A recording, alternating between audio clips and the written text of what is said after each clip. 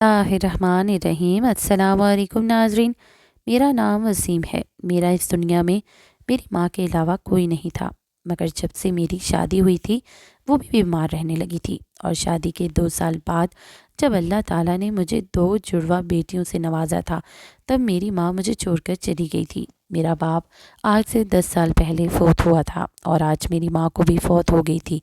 نہ ہی میرا کوئی بھائی تھا اور نہ ہی میری کوئی بہن تھی۔ ہاں، میرے کچھ رشتہ دار تھے جو گاؤں میں رہتے تھے، مگر میں اپنی ماں کے ساتھ پچھلے کئی سالوں سے لاہور میں رہ رہا تھا۔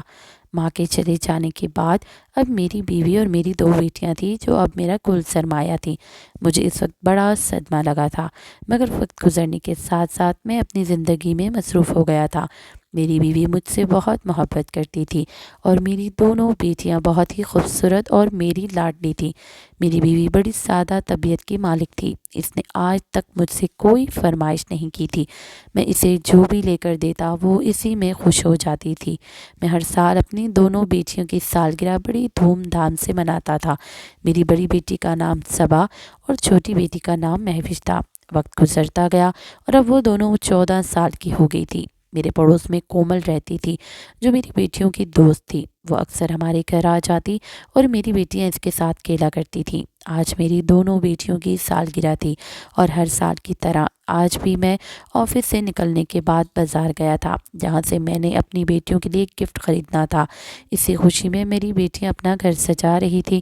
بازار میں مجھے کافی دیر ہو گئی، اور آج میرا موبائل بھی بند ہو گیا تھا کیونکہ اس کی چارجنگ بہت کم تھی۔ مگر جب میں گھر پہنچا تو سامنے کا منظر دیکھ کر میری چیخیں نکل گئی تھی۔ میری بیوی اور بیٹیاں اب اس دنیا میں نہیں رہی تھیں، کیونکہ گھر میں شارٹ سرکٹ ہونے کی وجہ سے آگ لگ گئی تھی۔ محلے میں کافی سارے لوگ جو مجھے جانتے تھے، انہوں نے مجھے فون کرنے کی کوشش کی، لیکن میرا فون بند تھا۔ میری بیوی اور دونوں بیٹیاں کرنٹ لگنے کی وجہ سے موقع پر ہی دم توڑ گئی تھیں۔ محلے والوں کا کہنا تھا کہ انہوں نے اپنی طرف سے بہت کوشش کی تھی، مگر جب وہ دروازہ توڑ کر گھر کے اندر گئے تب تک میری بیوی اور بیٹیاں اس دنیا سے جا چکی تھیں۔ کرنٹ لگنے کی وجہ سے ان سب کا 90% جسم جل چکا تھا۔ میرے لیے وہ دن کسی قیامت سے کم نہ تھا۔ جنازے والے دن میری بیٹی کی سہیلی کومل بہت رو رہی تھی۔ وہ 16 سال ہوئے تھے اور میری ہمسفر مجھے چھوڑ کر چلی گئی تھی۔ شاید میں بہت بدقسمت انسان تھا، میرا سب کچھ لوٹ چکا تھا۔ سب کا کہنا تھا کہ یہ حادثاتی قدرتی طور پر ہوا ہے، اس لیے میں رو دھو کر چپ ہو گیا تھا۔ اب میں نے سب کچھ چھوڑ دیا تھا، بس اتنا کام کرتا کہ 2 وقت کی روٹی کھا سکوں، مگر میرا ویران گھر پڑا رہتا تھا۔ گھر جاتا تو اپنی بیوی اور بیٹیوں کی یاد آتی تھی۔ سوچتا تھا کہ ابھی وہ کچن سے باہر نکلیں گی اور کہیں گی کہ کھانا بن گیا ہے، آپ منہ ہاتھ دھو لیں۔ میں کھانا لگا دیتی ہوں، میری بیٹیاں بھاگتی بھاگتی میرے پاس آئیں گی اور کہیں گی بابا آج ہم نے اسکول میں یہ کیا، آج ہم نے وہ کیا۔ مجھے وہ سارے لمحے یاد آتے تھے جو میں نے اپنی بیوی اور بیٹیوں کے سنگ گزارے تھے۔ میں جب بھی آفس سے گھر آتا تب اپنی بیوی بیٹیوں کو دیکھ کر مجھے پورے دن کی تکن اتر جاتی تھی، اور میں پھر اس زمانے سے ہی لڑنے کے لیے تیار ہو جاتا تھا۔ لیکن اب یہ سب کچھ مجھ سے دور ہو گیا تھا۔ میں نے اپنی زندگی کے مقاصد بدل لیے تھے۔ میں لوگوں کی مدد کیا کرتا تھا۔ میرا کام تو ایسا نہیں تھا، لیکن میں قبرستان جاتا اور قبریں کھودنے کا کام بھی کرتا تھا، یعنی کوئی قبر کھود رہا ہوتا تو میں اس کی مدد کر دیتا تھا۔ میری بیٹیاں اور بیوی بھی تو وہیں پر دفن تھی۔ رات ہوتی تو میں خود ہی چلتا ہوا قبرستان پہنچ جاتا۔ ایسا لگتا تھا کہ جیسے وہ مجھے بلا رہی ہیں۔ میں جا کر ان کی قبر پر بیٹھ جاتا، فاتحہ خوانی کرتا، ان سے باتیں کرتا۔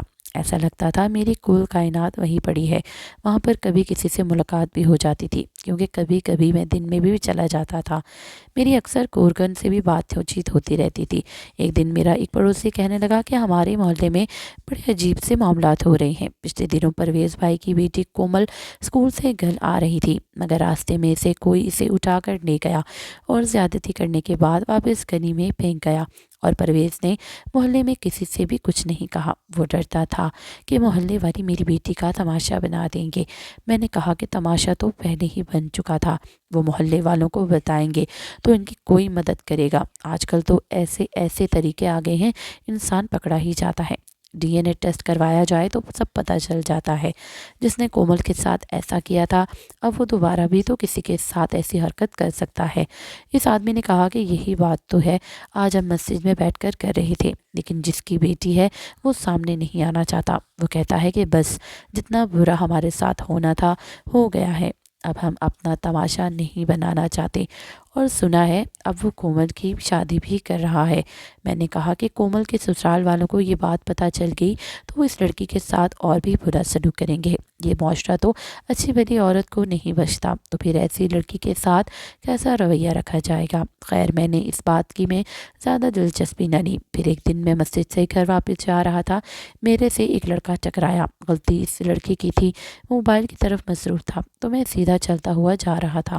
وہ خود ہی آ کر مجھ سے ٹکرا گیا تھا۔ میں نے کہا کہ بیٹا دیکھ کے چلا کرو۔ اس نے کہا کہ بڈھے تو دیکھ کے چلا کر۔ میں حیران رہ گیا کہ اس نے مجھے اتنے برے الفاظ سے نواز دیا، جبکہ میں نے اسے تو بیٹا کو کہہ کر پکارا تھا۔ میں نے اس کی شکل اچھی طرح دیکھ لی۔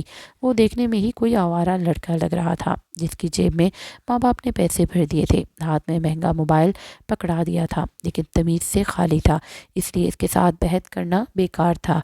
مجھے گھورتا ہوا وہاں سے چلا گیا تھا، پر اس کی شکل میری آنکھوں میں ضبط ہو گئی تھی۔ میں سوچ رہا تھا کہ کیسی تربیت کی ہوگی اس کے ماں باپ نے کہ راہ چلتے کسی آدمی سے ٹکرا گیا تو معذرت کرنے کی بجائے اس کی باتیں سنا رہا ہے۔ جب انسان تجربہ کار ہو جاتا ہے تو وہ شکلیں دیکھ کر پہچان لاتا ہے کہ کون کیسا لڑکا ہے۔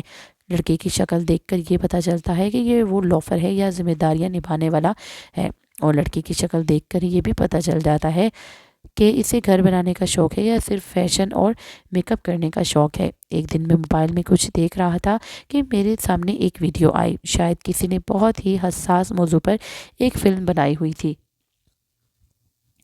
اور اس کا ایک سین تھا جس میں ایک بوڑھی عورت کہہ رہی تھی کہ اس مردہ عورت کو دفنانے سے پہلے اس کی دونوں ٹانگوں کو اچھی طرح سے باندھ دو، آج کل زمانہ بڑا خراب ہے۔ میں یہ سن کر حیران رہ گیا، کیونکہ ہماری فلمیں بھی تو ہمارے معاشرے کا ہی عکس ہوتی ہیں۔ کیا واقعی ہمارا معاشرہ اس طرف جا رہا تھا؟ ابھی میں یہی سب کچھ دیکھ رہا تھا کہ ایک دم سے اپنی بیٹیوں کا خیال آ گیا۔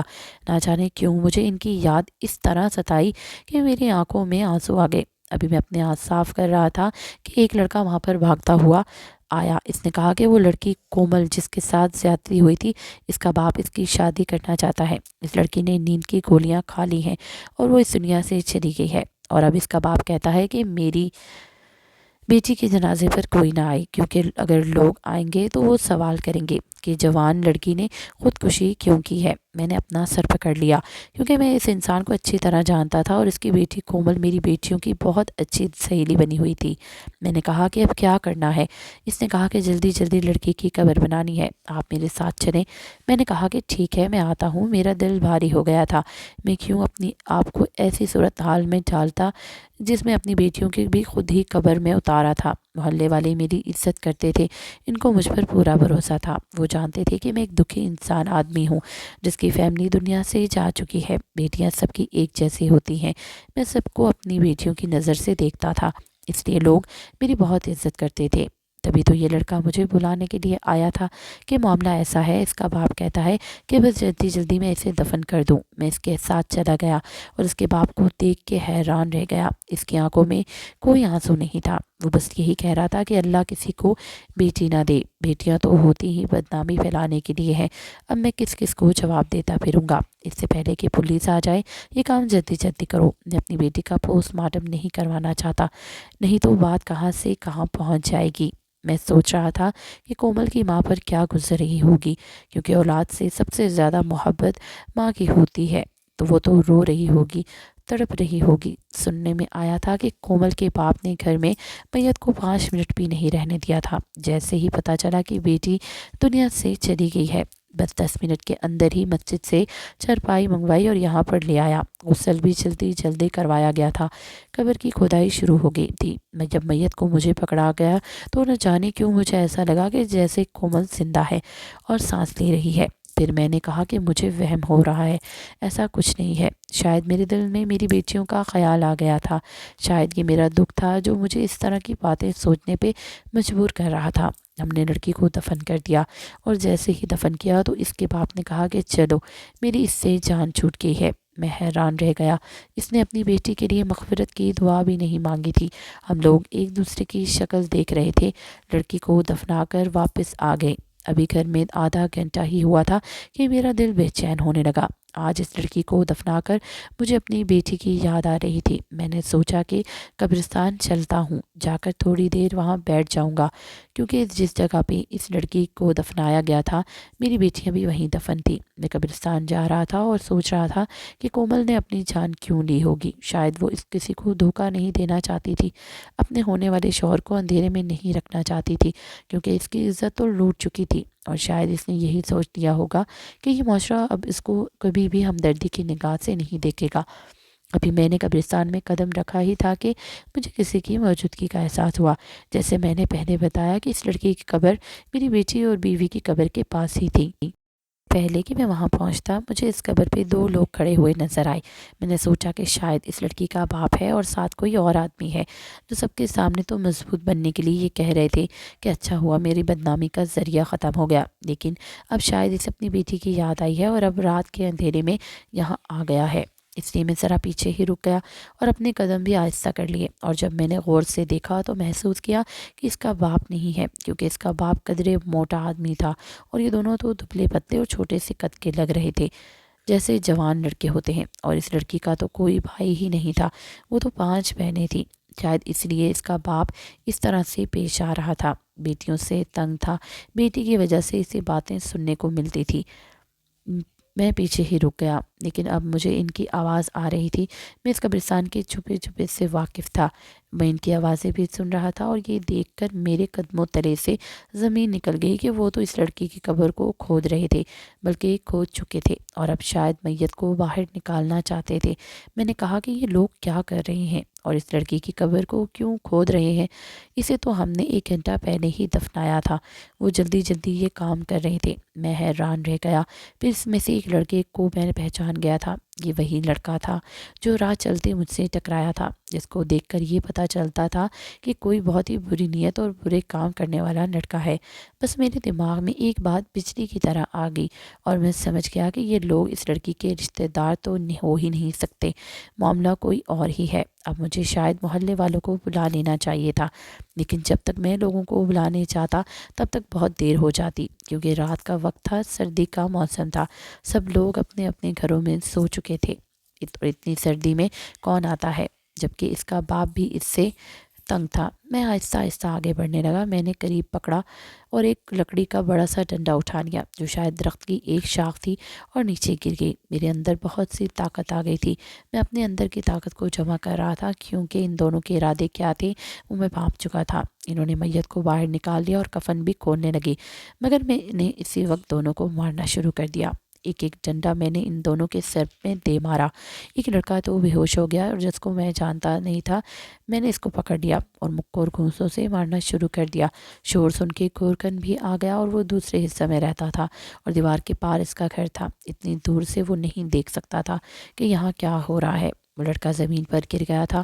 میں نے جلدی جلدی میت پہ کپڑا کیا، لیکن یہ دیکھ کر حیران رہ گیا کہ وہ لڑکی تو زندہ تھی، کیونکہ وہ سانس لے رہی تھی، لیکن بہت ہی گہری بے ہوشی میں معلوم ہو رہی تھی۔ گورکن وہاں پر آ گیا تھا۔ اس نے اس لڑکے کو پکڑ لیا تھا۔ میں نے کہا کہ اس کو جانے نہیں دینا، اور یہ جو بے ہوش پڑا ہے اس کو بھی پکڑ لو، یہ لڑکی زندہ ہے، میں اسے ہسپتال لے کر جا رہا ہوں۔ گورکن نے کہا یہ تم کیا کر رہے ہو، میت کو کہاں لے کر جا رہے ہو؟ میں زور سے چلایا، اور میں نے کہا کہ یہ میت نہیں ہے، میں نے اسے گود میں اٹھا لیا تھا، اس کا وزن اتنا زیادہ نہیں تھا، ہسپتال قریب تھا، میں جلدی جلدی اسے وہاں پر لے گیا۔ ڈاکٹر بھی حیران رہ گئے، باقی سب لوگ بھی آ گئے تھے۔ سب مجھے غصہ ہونے لگی کہ میں میت کو ہسپتال کیوں لایا ہوں۔ میں نے ڈاکٹر کو کہا کہ اس کو چیک کریں۔ ڈاکٹر نے جب چیک کیا تو اس نے کہا کہ اس کی سانسیں تو بہت آہستہ چل رہی ہیں، ہمیں اسے فوراً آکسیجن لگانی ہوگی۔ میں نے کہا کہ جو بھی کریں بس جلدی کریں۔ وہ جلدی جلدی اس لڑکی کو اندر لے گئے، اسے آکسیجن لگائی۔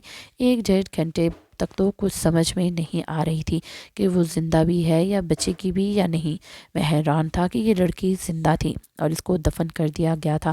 یہ سب کچھ اس کے باپ کی وجہ سے ہوا تھا، اس نے جو جلدی جلدی مچا رکھی تھی۔ تھوڑی دیر کے بعد ڈاکٹر نے کہا کہ ابھی اس کی سانسیں تو چل رہی ہیں، لیکن اگلے 24 گھنٹے بہت زیادہ اہم ہیں۔ میں نے کہا یہ کیا معاملہ ہوا تھا؟ اس نے کہا کہ اس لڑکی نے نیند کی بہت زیادہ گولیاں کھا لی تھی، لیکن یہ مری نہیں تھی۔